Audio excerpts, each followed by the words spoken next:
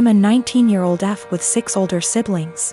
My parents spent most of my childhood spending money they didn't have on my siblings, so by the time I hit my teenage years, I realized I was probably going to have to fend for myself financially when I turn 18. I started babysitting and doing odd jobs around my neighborhood when I was 14, and eventually got part-time jobs during the school year. By the time I was 16, I was working 3 jobs in the summer and 2 in addition to school. When my parents told me they couldn't pay for college, I'd already earned enough, along with scholarships, to be able to put myself through college and have plenty left over. I've continued to work during the school year, and have been able to make money during quarantine by tutoring online. The issue began a few months ago, when my eldest sister got married. My parents spent $30 grand on her wedding, taking out a second mortgage to do so. To make matters worse, my dad was furloughed 6 days after the wedding. They'd effectively dug themselves into a hole they couldn't get out of. 2 weeks ago, my mom texted me for the first time since the wedding. She didn't say hi, ask how I was, or make any small talk. She just said, "Your dad and I need a favor. When can we call you?" I'd expected this. None of my elder siblings are doing well financially, and they've exhausted all other loan options, both from family and the bank. I figured they would text me, ask me to loan them a few thousand, and promise to pay it back when they could figure things out. I was absolutely willing to pitch in a few thousand, and had even considered giving them some of my tutoring jobs so they could make some extra cash. I was not, however, expecting them to demand I give them all the money, close to $40,000. I'd made from the ages of 14 to 18. The exact statement my mom had made was, "You made that money under our roof. We were the ones who allowed you to work, so you only have it because of us anyway. We bought you food and clothes for 18 years. That money is only a fraction of what you owe us," and so on. I said that food, clothes, and shelter were the very minimum. It's what they signed up for when they chose to become parents. I didn't ask for any of it, etc. They responded by telling me that if it wasn't for them, I wouldn't have the life I have today. I said they were being ridiculous, and hung up. Since that day, both, along with 2 of my siblings, have continuously hounded me about giving them what is rightfully theirs. My siblings, who have never been asked to give them money, are still professing that it's my job as their kid to take care of them. I told them they wouldn't see a cent of my hard-earned money, and have no right to make such a request. I'm torn. I feel awful for refusing to help them out, but on the other hand, this was their fault. I feel I shouldn't be responsible for fixing their mess.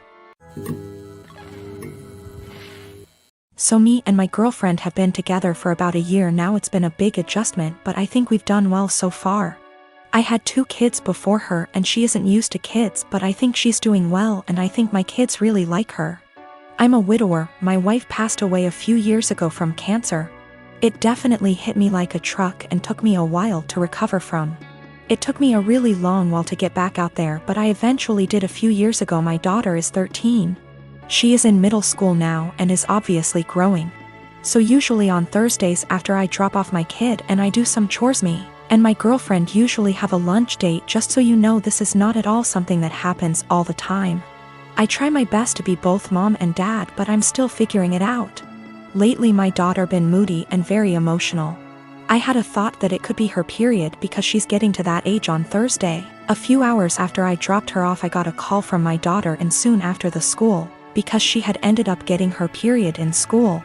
She was really upset and crying, and she said that she was really embarrassed. I quickly went to go pick her up and shot my girlfriend a text that I couldn't make it and had to go pick up my daughter. I was low-key freaking out, and that's why I was pretty brief, so I rushed over there really quickly to go pick her up. She was in tears. I brought her home. She got cleaned up. My girlfriend came home while she was in the shower and I explained the situation, but she was still mad. I really wasn't expecting her to be mad. I don't really feel that I stood her up. I still sent her a text. It was really just under heat of the moment and I was really focused on one thing, and it was an honest mistake. She lost it on me, saying that it was a move to leave her hanging like that and not even answer the phone when she was calling her to see why I set her up. I never received a call from her. If she did, I triple-checked. I said I apologize for that, but I was in a rush to go to the store before I went to go pick up my daughter and I was just focused on one thing. She said that it wasn't an excuse to stand her up. She said that it was just a period. The school gets her a change of clothes and a pad, they have it there, and it wasn't an excuse to be so disrespectful, because she was taken care of. I tried saying that she probably just wanted to be in the comfort of her own home and she was really embarrassed, so I should go pick her up. She's still really upset at me, but I really don't get why, given the circumstances, I feel like this was justified. Then I stopped arguing with her to go check on my daughter because she was out of the shower. Me and her talked and everything, and now she's okay. My partner and I want to be married, but we don't care much for the idea of having a wedding. We wanted to elope, but my mom has been telling me since I was 16, and had never even had a boyfriend, that she wanted to see me get married and she would basically never forgive me if I eloped. I do like the idea of my family being there to celebrate with us, but I hate the idea of spending money we don't have on this huge party just so that our relationship can change in nothing but name and legal benefits. And for various reasons, it doesn't make sense for us to wait until we can afford a wedding to get married. We wanted to keep it small, preferably under $3,000, which is honestly more than I'd like to spend. But we have to be realistic. We had planned on having it in my in-laws' backyard, but even that was more money and effort than I was willing to put forth. I was stressed and feeling like I was out of options, so one day, I vented to my mom. She seemed really excited about the idea of helping me plan a wedding. It was kind of a red flag when she said, "My mom didn't help me plan my wedding. Let me live vicariously through you." But still, I agreed. She seemed really excited to help me find a venue. I was not excited, because I have not been excited about one single step in the wedding process, and I just want it to be over. About a week later, I found out that this really great park in our city, that my partner loves, does weddings for an extremely small fee. I emailed the event coordinator and found out that the date we want is available. I told my mom, and her reaction was, "So I guess you don't need my help finding a place, then?" And every time I talk about it, she says the same thing. She has always talked about how shitty it is to guilt trip someone, but I feel like that's exactly what she's trying to do. I honestly can't tell whether or not I've done something wrong. Like, I'm not sure if I implied that I would only get married in a place she helped me find.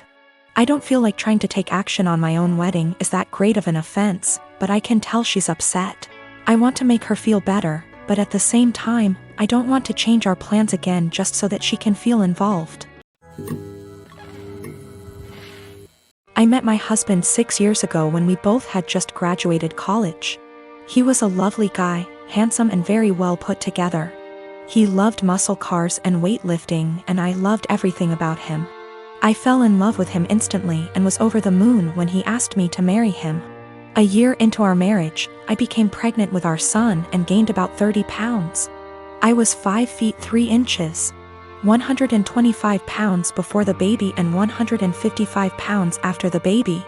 I still fit into the same clothing sizes, so I didn't think I had gained too much weight and that it would come off with breastfeeding and some more exercise. After the baby, my husband started pressuring me to lose the weight. He said that his friends were making comments about how fat I had gotten and that he was not as attracted to me as he was before I had the baby.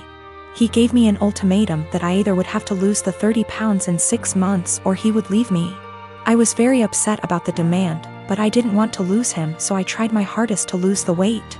Every day for months I would wake up and go to hot yoga for 90 minutes. After I got home from work, I would run or do some bodyweight exercises. I tried to keep my calorie count below 1200 so that I would lose 2 or more lbs per week. The weight slowly but surely started to come off and I was back down to 130 pounds by the end of the 6 months.